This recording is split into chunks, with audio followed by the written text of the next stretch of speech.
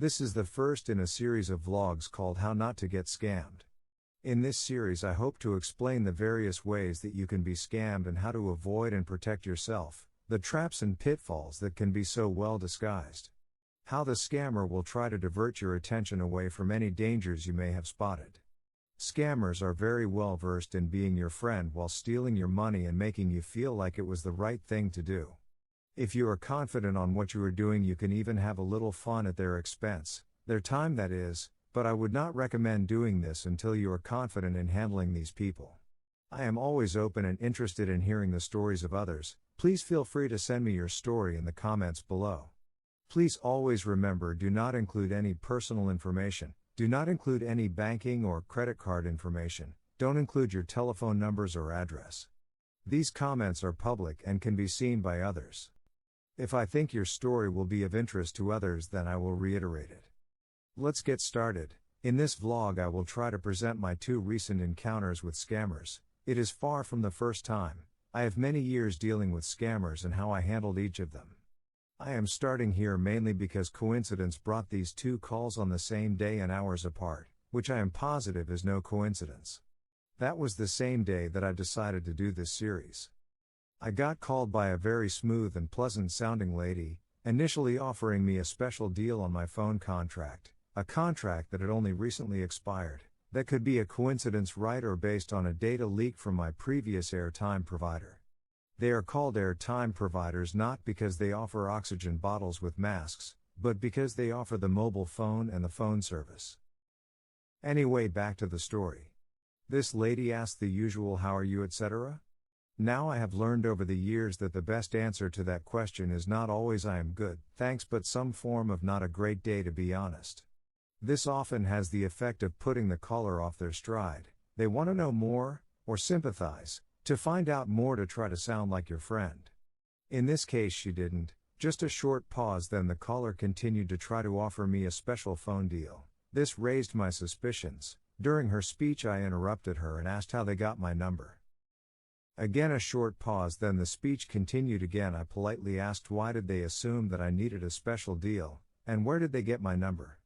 A short paused again, like someone considering what to say. The caller asked me to confirm my number. I replied instead by stating that you rang me so you must know my number. Then I asked who they worked for. Again a slightly longer pause, then the reply was your airtime provider. So I tried a different tack, by asking, can you please confirm my account balance? In an attempt to get something from me, I was asked for my account number. I refused, stating that if they are genuine they will know my account number. This was now too much for the caller, who just disconnected the call. Thinking back on that exchange, slow realization, I figured out the call wasn't with a human being but with an AI computer. A quick search on the caller number showed that there had been a sudden and sharp rise in the number of complaints, way too many to be from a call center.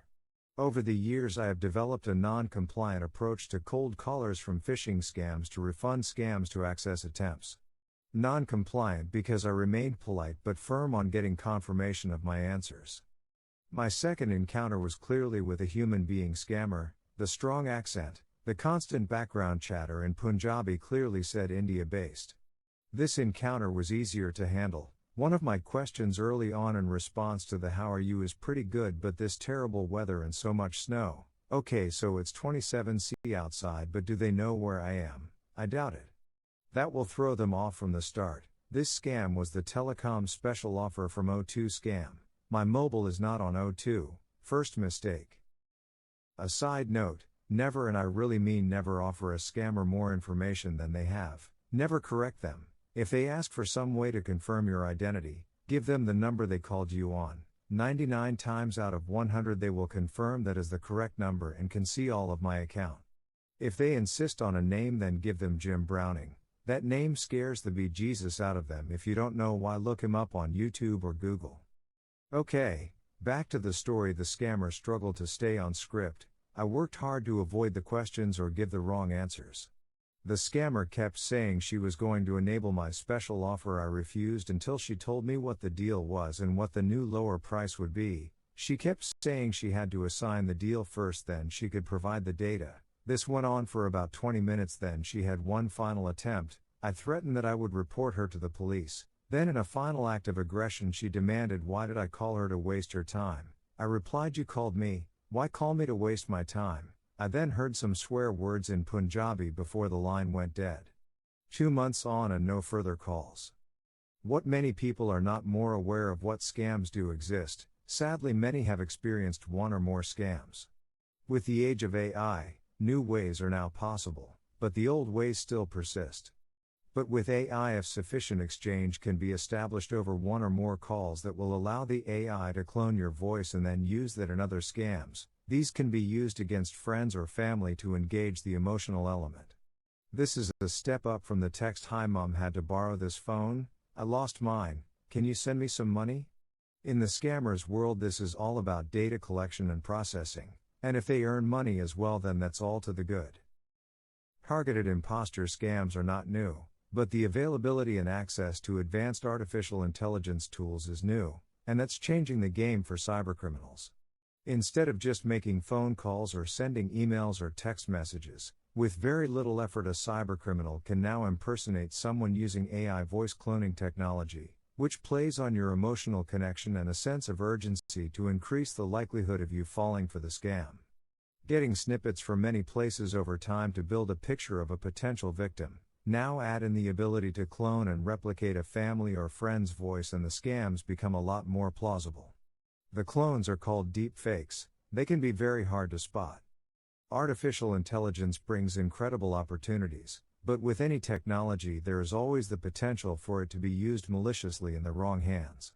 This is what we're seeing today with the access and ease of use of AI tools helping cybercriminals to scale their efforts in increasingly convincing ways. In the case of AI voice scams, fraudsters are counting on their target's desire to want to help a loved one. Humans make mental shortcuts daily for problem solving and to reduce cognitive overload, known as heuristics in psychology. This comes into play in this scam, where our brain is more likely to cut corners and believe the voice we're hearing is, in fact, that of the loved one, as it's claiming to be. Because of this, a near-perfect match may not even be required, as our brain will automatically make the shortcut and often motivate the target to act and, in most cases, send money. This is why greater awareness and vigilance is needed to help protect against such scams. There are many scams and more seem to be evolving on a daily basis. Here I will look at the AI voice scams and how you can try to protect yourself. There are 2 areas to consider when it comes to staying safe from AI voice cloning scams. The first is how to avoid being cloned in the first place. The more information we make available about ourselves through the internet or on social media, the more at risk we become to identity theft and other cybercriminal activity. Being proactive in both limiting and understanding what personal data is available is an important consideration. 2 ways to limit the likelihood of being cloned include: firstly, think before you click and share. Who is in your social media network? Do you really know and trust your connections?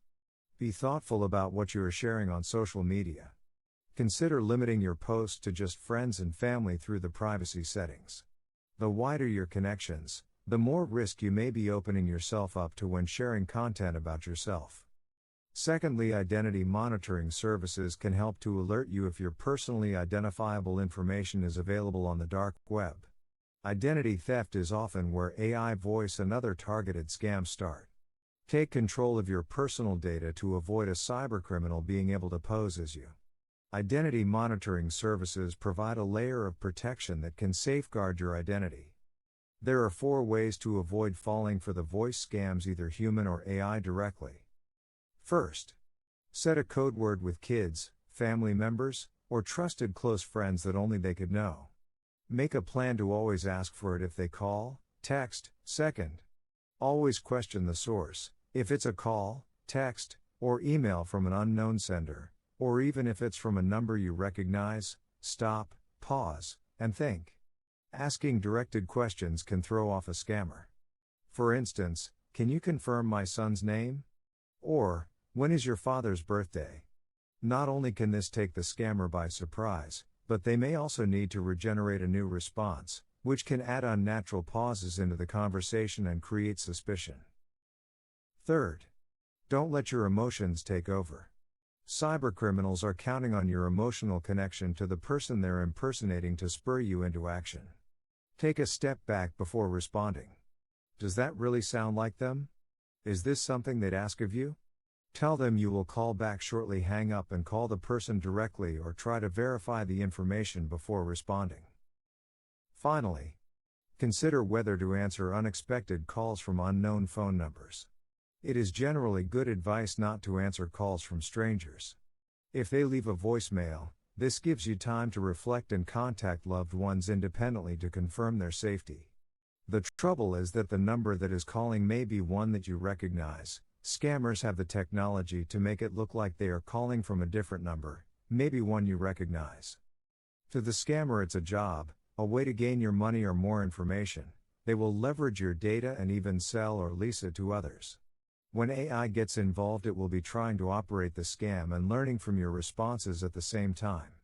Don't be fooled by an apparent passive voice which is trying to offer something that is too good to be true. If you like this, then please subscribe to the channel and hit the like button. This helps with the channel and the YouTube algorithms. This was the first in a series of vlogs on how to not get scammed, the current scams and new up-and-coming scam techniques to watch out for. If you have any experiences, please add to the comments below, but avoid publishing any personal information. If you would prefer to discuss your issue privately, please DM me on here.